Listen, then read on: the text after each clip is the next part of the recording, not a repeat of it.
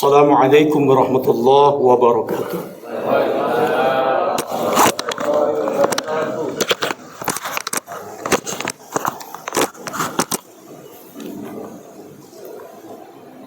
Innal hamdalillah nahmaduhu wa nasta'inuhu wa nastaghfiruhu wa nastawdi'uhu wa na'udzu billahi min shururi anfusina wa sayyiati a'malina. Man yahdihillahu fahuwal muhtadi wa man yudlilhu falan tajida lahu waliyyan mursyida. Asyhadu an la ilaha illallah wahdahu la syarika lahu wa asyhadu anna Muhammadan abduhu wa rasuluhu alladzi ballagha risalah wa adda al-amana wa nasaha al-ummah. Shalli wa sallim ala nabiyyina Muhammad wa ala alihi wa man tabi'ahum bi ihsan ila yaumil qiyamah. Qala Allah Ta'ala fil Qur'anil Karim, a'udzu billahi minasyaitonir rajim. Ya ayyuhalladzina amanu taqullaha haqqa tuqatih wa la tamutunna illa wa antum muslimun. Ya ayyuhalladzina amanu taqullaha wa qulu qawlan sadida. Bismillahirrahmanirrahim. A'malakum wa yaghfir lakum dhunubakum wa man yuti'illaha wa rasulahu faqad faza fawzan 'azima. Wa ba'd. Jemaah sekalian, sedang sholat subuh yang dirahmati Allah Subhanahu wa Ta'ala. Alhamdulillah, inilah yang pantas kita ucapkan. Segala puji bagi Allah. Hamdan tayyiban mubarakan fi. Karena telah banyak fasilitas yang kita nikmati, fisik maupun non-fisik. Yang paling utama itu adalah iman dan Islam kita. Sehingga alhamdulillah dengan kedua nikmat ini kita semua bisa istiqomah, konsisten menjalankan sholat subuh tadi secara berjamaah dan dilanjutkan dengan ta'lim wakanan itu. Salawat dan salam semoga tercurah kepada junjungan Rasulullah Muhammad SAW, keluarga, sahabat, tabi'in, tabi'in, dan insyaallah sampai pada kita semuanya yang senantiasa mengikuti sunnah Rasulullah SAW, dan insyaallah kita akan mendapatkan syafaat dari Rasulullah SAW. Jemaah sekalian berbahagia, kita sekarang ini dalam situasi bulan Muharram. Rasanya singkat ya. Dari kemarin 1447 jadi 1448. Itu angka sebetulnya. Tapi itu kan terkait dengan zarful makan dan zarful zaman. Ya. Jadi tempat, waktu. Jadi kita ini sebagai subjek Khalifah fil Ardi memiliki tanggung jawab moral yang sangat luar biasa untuk bagaimana memposisikan diri kita ini sebagai khalifah. Kalau kita ini sebagai khalifah, berarti kita harus memiliki suri tauladan. Karena seorang khalifah dalam konteks manajemen itu leader. Kalau leader itu skopnya hanya kepada capability knowledge, kemampuan keilmuan, capability leadership, kemampuan memanage, sampai di situ. Tapi kalau khalifah, inni ja'ilun fil ardi khalifah, khalifah itu memiliki skop yang sangat luas. Dia tidak hanya sekedar memiliki teritorial, tapi dia harus memiliki attitude. Dia memiliki sikap yang baik. Dia adalah suri tauladan. Bicara, tindakan, pengambilan keputusan, itu tentunya harus sesuai. Tidak kabura maqtan indallahi an taqulu ma la taf'alun.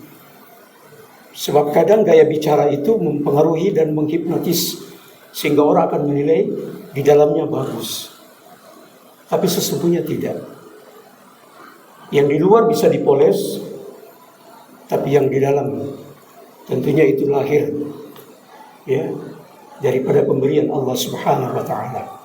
Maka disitulah kita kadang-kadang disebut muqallibal qulub, qallaba yuqallibu, sering berbolak-balik. Pagi berkata begini, sore kemudian bisa berubah. Qallaba yuqallibu. Maka jemaah sekalian yang dirahmati Allah, pagi ini saya coba untuk mengeksplor lebih jauh tentang apa sih kebutuhan dalam konteks kita sebagai seorang mukmin, dan kebutuhan yang terpenting itu dalam kepemimpinan di dalam Islam. Karena ini sangat korelatif dengan peristiwa Muharram. Disinilah momentum hijrah. Ada peristiwa hijrahnya Rasulullah Sallallahu Alaihi Wasallam yang kemudian momentumnya adalah di bulan Muharram 1448 Hijriah. Hijrah yang kita kemudian kenal secara teritorial sudah tidak ada. Tapi yang paling urgensi dan esensial adalah bagaimana terjadi transformasi di dalam kehidupan. Sehingga materi yang saya bawa ini yang berkaitan dengan iffah. Kita sering mendengar ada namanya wara', zuhud, qana'ah, muru'ah. Maka hari ini saya bawakan iffah. Ma makna iffah? What the meaning is iffah? Iffah itu dalam bahasa, dari segi bahasa itu secara logat iffah itu adalah berasal kata afa ya'fu, iffah. Itu bahasa. Tapi secara istilah itu adalah iffah artinya menjaga kehormatan diri, menjaga kemuliaan diri dari beberapa hal. Satu dari lisan, ucapan. Yang kedua, menjaga dari makanan yang haram, yang menjaga makanan yang teridentifikasi dia haram, yang tidak halal ya haram, atau masuk kepada syubhat. Kemudian yang berikut adalah menjaga kehormatan diri kita ini terhadap harta atau finansial. Dan yang berikut adalah menjaga diri dari nafsu. Nah, jamaah sekalian yang dirahmati Allah, jadi 4 hal itulah yang insya Allah akan kita bahas pada kesempatan yang berbahagia ini. Nah, jamaah sekalian, menurut Imam An-Nawawi, iffah itu adalah terkait dengan agar seseorang terhindar dari segala hal yang tidak halal dan terjaga dari perbuatan tersebut. Apalagi dalam konteks syubhat. Ini sangat penting jemaah sekalian. Bagaimana seorang mukmin, seorang muslim untuk menjaga iffah, kemuliaan ini. Apatah lagi yang berkaitan dengan nafsu, seks misalnya. Ini perkara yang penting jemaah sekalian untuk menjaga syahwat. Karena bicara tentang syahwat itu sangat luas. Termasuk juga bicara tentang syahwat politik itu juga berkaitan dengan syahwat juga, keinginan. Nah, dalam konteks inilah jemaah sekalian kita melihat bahwa ada terjadi distorsi pergeseran dalam kehidupan ini, terutama yang berkaitan dengan pergaulan bebas misalnya. Ini berkaitan dengan generasi, ini berkaitan dengan anak-anak kita sebagai generasi penerus yang setidak-tidaknya dia memiliki jati diri dalam kehidupan. Kalau kita melihat fenomena yang terjadi jemaah sekalian, maka terjadi distorsi dalam seksiologi. Walaupun memang perkara ini sudah pernah ada, tetapi kemudian diulang lagi. Misalnya terjadi homoseksual yang sangat masif, lesbian, bahkan di negara-negara yang notabene mengajarkan tentang demokrasi justru mengusung hal ini. Terjadilah pernikahan antar sesama jenis homoseks. Terjadilah pernikahan sesama jenis perempuan yaitu lesbian. Dan ini dibenarkan. Dan ini dimasukkan di dalam undang-undang. Dan ini disahkan. Jamaah timbul pertanyaan, kalau kemudian sampai sejauh itu dibiarkan dan itu dilegalkan, maka berarti akan menutup kemungkinan tertutupnya, ya, tidak terjadi pembuahan di dalam kehidupan manusia. Regenerasi kemudian terputus sama sekali, karena tidak ada pembuahan antara manusia. Kalau sampai ini terjadi, jemaah sekalian, maka kemudian manusia akan punah. Tidak ada perkembangan dinamika dalam kehidupan, karena tidak ada lagi perkembangan. Di negara-negara lain, jemaah sekalian, justru terjadi di mana jumlah wanita lebih banyak daripada jumlah pria. Ini fenomena yang harus kita baca, jemaah sekalian. Sehingga bagaimana kemudian menyikapi tentang persoalan seperti ini yang berkaitan dengan nafsu seksiologi. Ini memerlukan kerjasama yang sangat penting dengan pemerintah. Artinya jangan sampai kemudian di satu sisi membuka pintu peluang untuk terjadi legal formal terhadap perzinahan. Maka seorang muslim, seorang muslimah itu harus menjaga iffah kemuliaan. Jangan kemudian menjadi alasan ketika dia tidak mampu bagi seorang laki-laki. Karena kita tahu laki-laki memiliki tanggung jawab yang besar. Ya, apabila dia sudah mampu, maka kemudian dia harus menikah. Tapi kemudian apabila dia tidak bisa menikah karena terbentur masalah finansial, maka dia harus berpuasa. Asyam fa inna lahu wija, begitu hadisnya. Jangan kemudian menjual diri, tidak boleh sama sekali. Harus dijaga. Harus dijaga iffah kemuliaan bagi seorang laki-laki dan bagi seorang perempuan. Maka yang sangat penting jemaah sekalian yang dirahmati Allah, yang sangat besar peranannya adalah bagaimana menjaga pandangan. Itu iffah. Di dalam Al-Quran ada beberapa ayat yang kami catat jemaah sekalian. Misalnya di surah An-Nur, A'udzubillahi minasyaitonir rajim. Qulil mu'minina yaghuddu min absarihim wa yahfadhu furujahum dzalika azka lahum.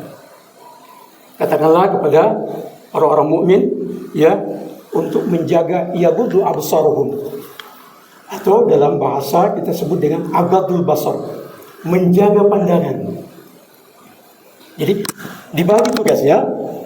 Untuk mukmin itu yaghuddu min absarihim, menjaga pandangan. Ya. Jaga pandangan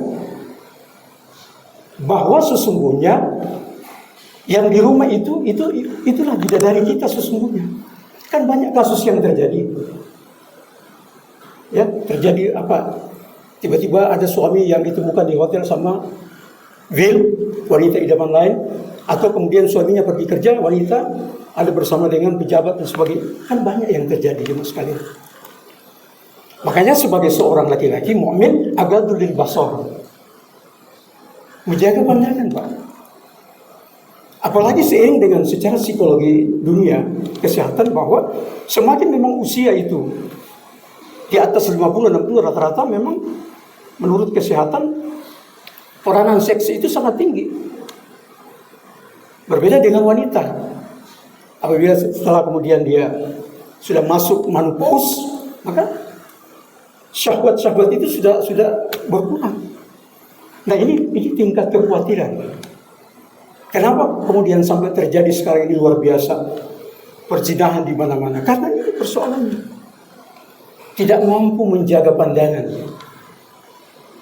Ya, karena mungkin lihat yang di rumah sudah lipstiknya sudah berkurang. Tolong dong dibelikin lipstik.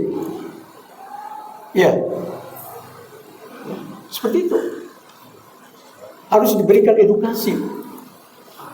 Ini penting jemaah sekalian. Sehingga kemudian yang kita melihat yang di rumah itu bidadari surga, bukan yang di luar. Itu namanya agadul basar, jaga pandangan. Kalau bukan punya antum, jangan digojak, jangan macam-macam. Itu agadul basar. Lanjutan ayat, wa yahfudzu furujahum dzalika azka lahum. Maka dijaga faradnya. Sehingga itu seorang profesor dari Jerman mengatakan ada dua hal yang sangat berbahaya bagi manusia, stomach under stomach.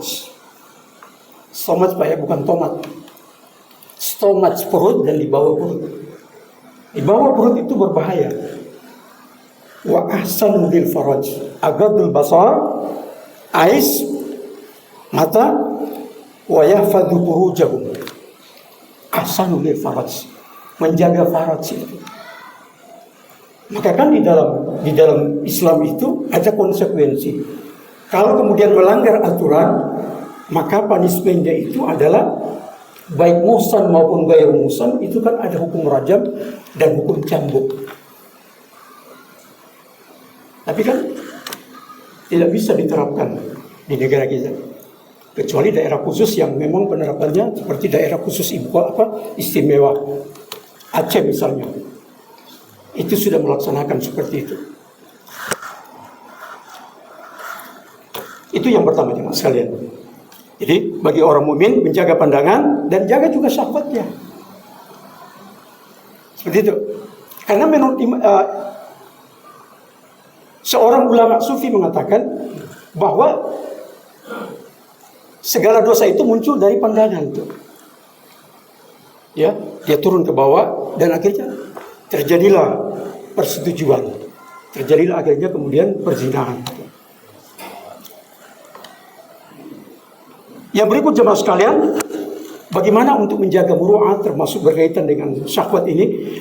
Di dalam Quran Allah juga menyampaikan wal yasta'fifil ladzina la yajiduna nikahan hatta yughnihumullah min fadli.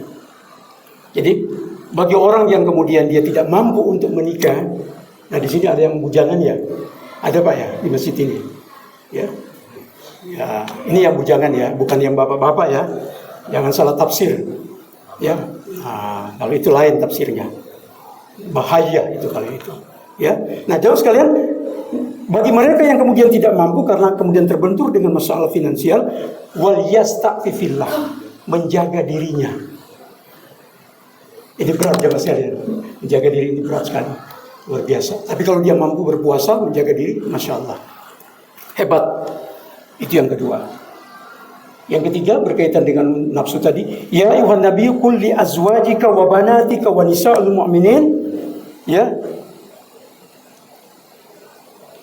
alaihinna min jalabibihinna dzalika azka ay ya'rafna ila akhir ada. Yudinina, ada yang kurang tadi ya. Yudinina wa nisa'il mu'minina yudinina. Jadi seimbang. Memang kadang-kadang kan orang mengatakan kalau kemudian terjadi pemerkosaan yang disalahkan siapa? Seperti itu sekalian. Nah, di sini dijelaskan bahwa ya, hai Nabi, katakan kul kepada istri-istrimu li azwajika. Ya kalau Nabi istrinya, kalau kita ya istri kita. Siapa lagi kan? Pada istri kita. Bukan istri-istri, tapi nanti ada tafsir lagi. Azwajik istri-istri. Nah, saya tidak membahas itu. Ya. Li azwajika wa banatik, kepada anak al-banat, perempuan. Kalau laki-laki banin.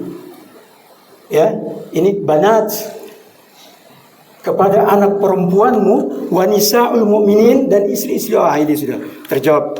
Istri orang mukmin, yudunina alaihinna min jalabibihinna.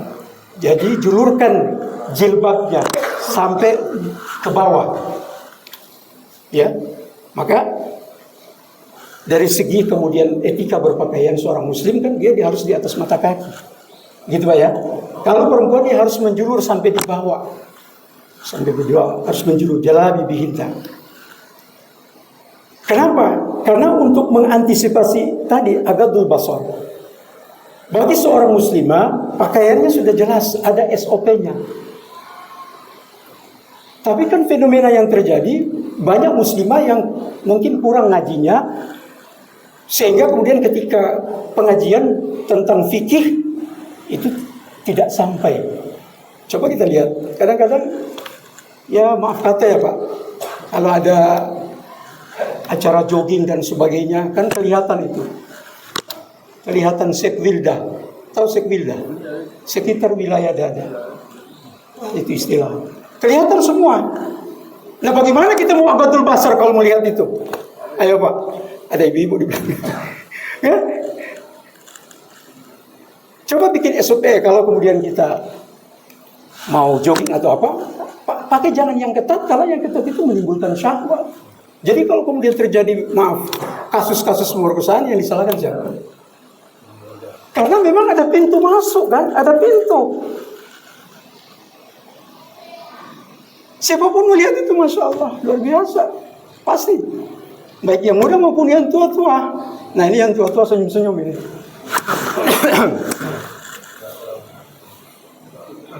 Ya Pak, ini berat memang. Ya, maka disuruh suruh tutup. Jangan kelihatan ada celah. Nah, ini tanggung jawab seorang suami. Kalau ke pasar bilang, Bu, ya jilbabnya sudah bagus, cuman yang di bawah ditutup, jangan sampai lekukan itu sangat bahaya. Sekali lagi bahaya. Ya, itu istilah. Nah, jemaah sekalian berbahagia, itu warninya. Yang berikut untuk menjaga muru'ah berkaitan dengan syahwat, Allah kemudian menyampaikan dalam surah Al-Furqan, a'udzubillahi minasyaitonir rajim, wala taqrabuz zina innahu kana fahishatan wa sa'a sabila. Jangan dekati zina, karena itu adalah perbuatan yang keji, wa sa'a sabila, dan jalan yang buruk. Berapa banyak kemudian jemaah sekalian, saudara kita yang tinggal di pinggiran rel kereta api itu lahir tanpa jelas. Tidak jelas siapa bapaknya, siapa ibunya. Karena kan masih perzinahan. Bahkan disediakan tempat-tempat, ada kos-kosan.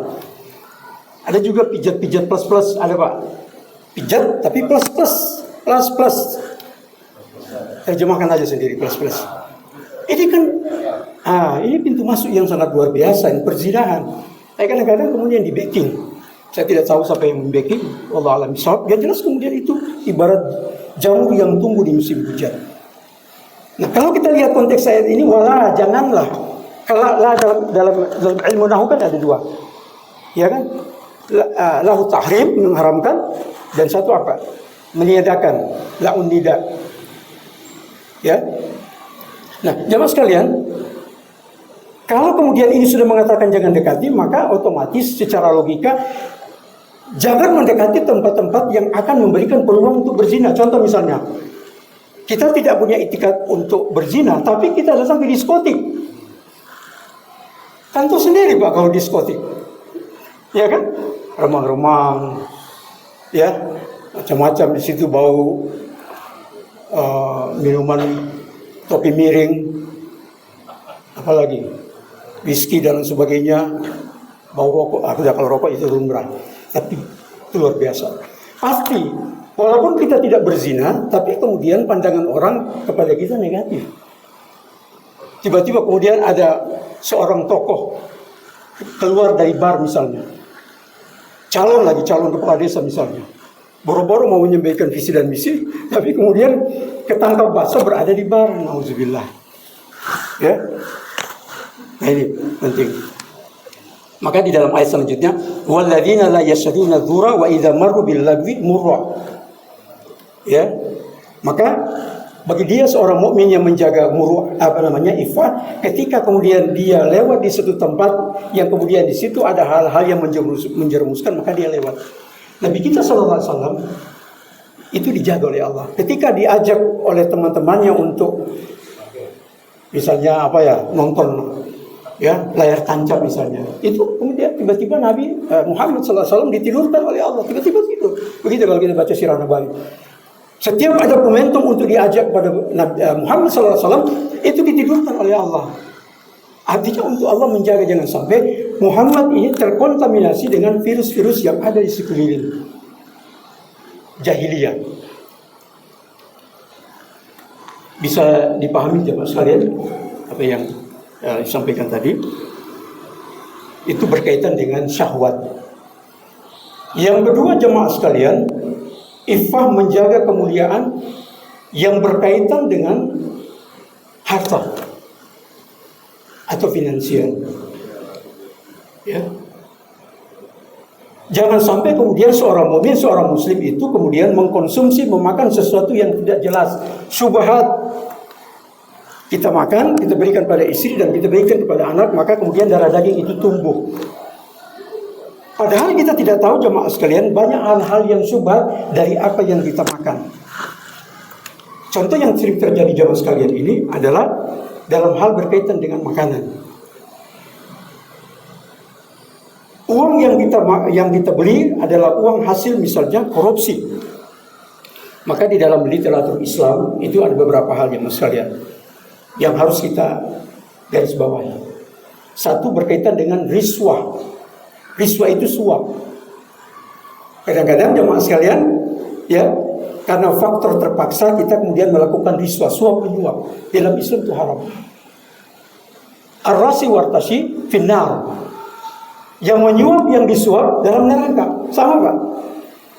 Oh, saya kan, tidak ada istilah saya kan. Yang menyuap, yang disuap, neraka. Banyak perkara-perkara yang terjadi sekarang ini akibat suap menyuap. Contoh misalnya, tindakan kriminal. Karena untuk kemudian memenangkan perkara, akhirnya kemudian rasi wartasi, suap menyuap. Hakim banyak sekarang ini yang ditangkap. Karena perkara suap menyuap. Itu yang pertama, riswah. Yang berikut jemaah sekalian adalah ghirar. Kita makan uang hasil menipu. Sekarang ini kan lagi viral. Ada salah satu travel, mewakili travel yang terciduk kemarin, itu ternyata melakukan ghirar, penipuan. Mungkin Bapak sudah lebih tahu ya.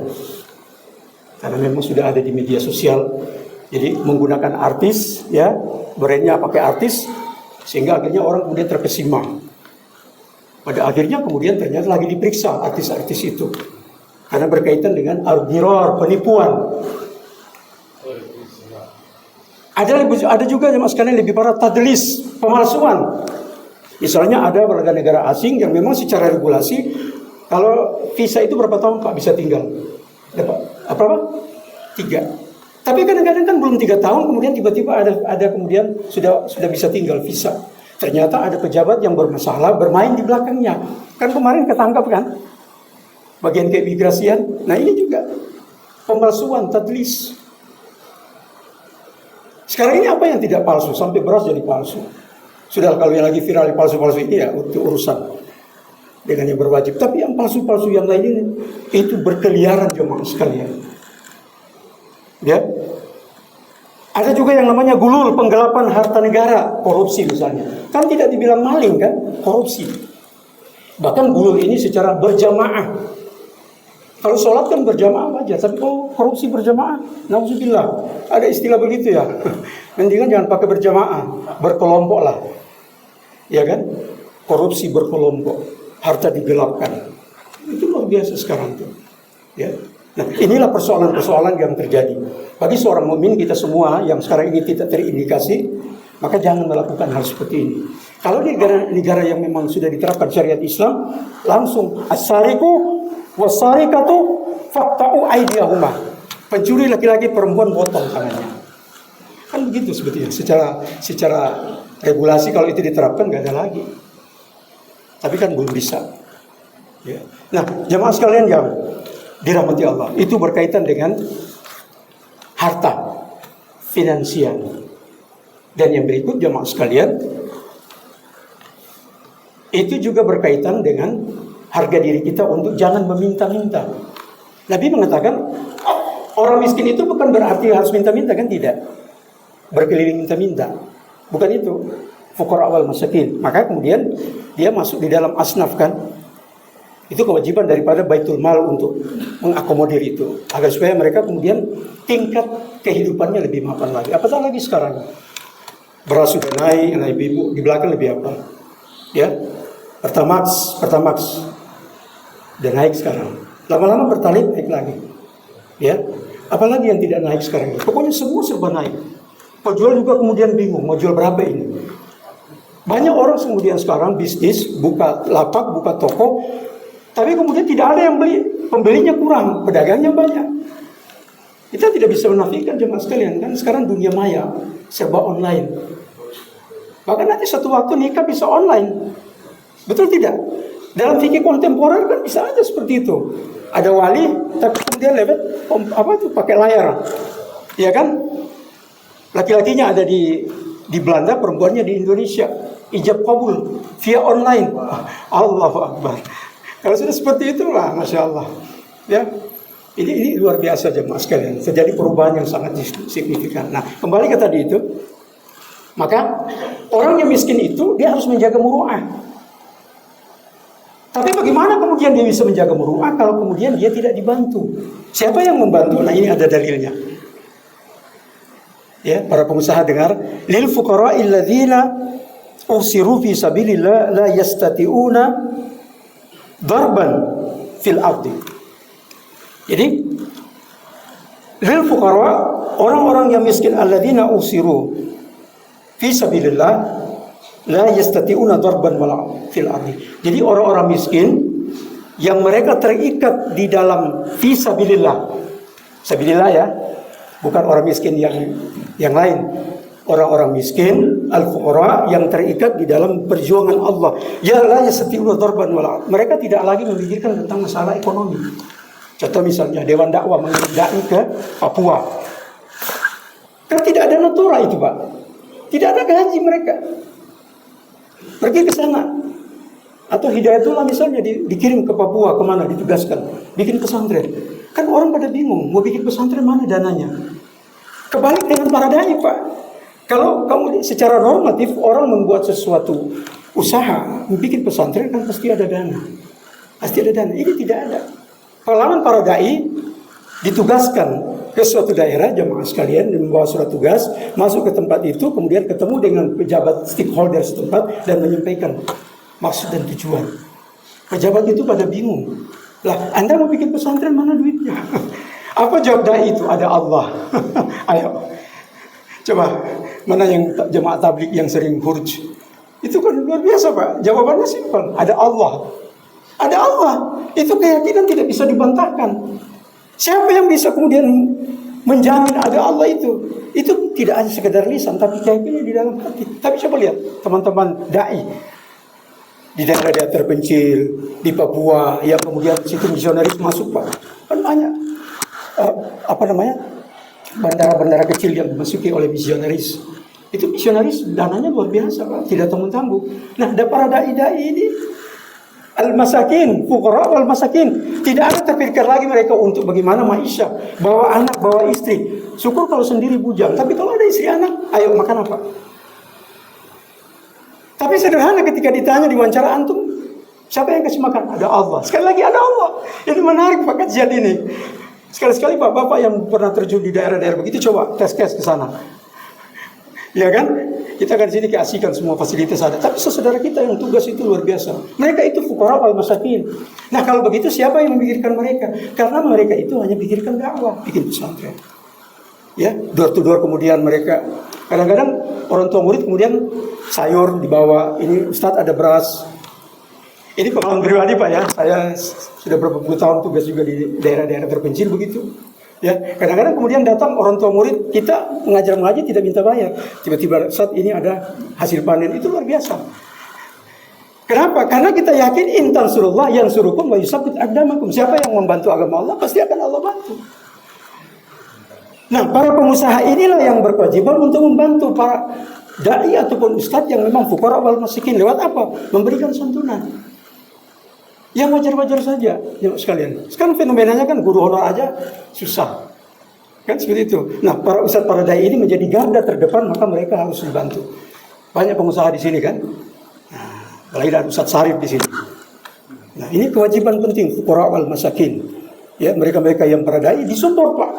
Bahkan ada sebuah tempat yang mereka agak susah akses mereka untuk berdakwah di hutan, maka mereka harus memerlukan motor. Maka Baitul Mal, baik NU Muhammadiyah memfasilitasi, berikan mereka motor yang bagus Pak. Atau kemudian mereka yang ada di pulau-pulau terpencil, mereka perlu speedboat, kapal cepat.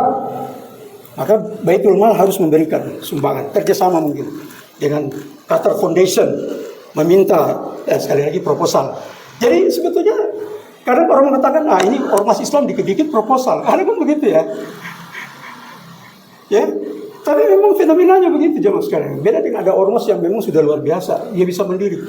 Tapi memang kita bikin proposal bukan berarti kita minta-minta, tidak. Tapi dalam rangka untuk tadi, itu kewajiban seorang pengusaha untuk membantu para fuqara wal masakin. Jamaah sekalian yang dirahmati Allah Subhanahu wa taala. Dan yang terakhir berkaitan dengan iffah itu adalah menjaga lisan.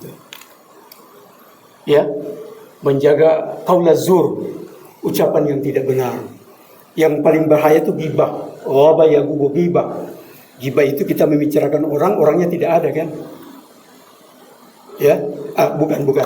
Kita menyampaikan sesuatu, ghibah membicarakan, ya, orangnya tidak ada, ya betul. Ada juga fitnah. Fitnah maka kebalikan. Kita membicarakan sesuatu yang tidak benar. Kalau ghibah benar, tapi orangnya tidak ada. Misalnya, si A begini, ya, tapi benar sebetulnya ghibah, tapi orangnya tidak ada. Makanya kan kadang-kadang kalau kita lagi ngumpul begini tanpa sadar kita ghibah.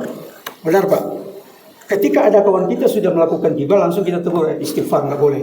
Walaupun itu benar. Begitu pula fitnah. Kita bicara fitnah, kembalikan fakta dan sebagainya. Maka seorang mukmin berusaha untuk menjaga. Ini akhlak yang paling mulia. Maka yang paling berat sebetulnya menjaga ini, menjaga ucapan, menjaga jangan sampai syahwat kita ini berapi-api, dan tadi menjaga harta kita ini. Ya, menjaga harta jangan sampai terkontaminasi dengan hal-hal yang sifatnya syubhat, haram dan lain sebagainya. Maka dengan demikian jemaah sekalian, dalam sebuah hadis ini sahih. Ya, ini dari sanadnya dari As bin Yasar, bersumber dari Abu Sa'id Al-Khudri. Jadi Abu Sa'id ini adalah seorang tabi'in, ya, seorang sahabat sampai kepada tabi'in As bin Yasar. Bunyinya seperti ini matan hadisnya. Wa may yasta'fif yu'ifallah. Siapa yang menjaga dirinya maka akan dijaga oleh Allah. Percaya Pak, orang yang menjaga dirinya, menjaga akhlaknya, insya Allah dia akan dihormati di masyarakat, diangkat derajatnya oleh Allah SWT. Ya, tapi sebaliknya, wa may yastagni bi yubnillah. Ya, siapa yang kemudian juga dia merasa cukup, ya, dia meminta pertolongan kepada Allah, maka Allah akan cukupkan.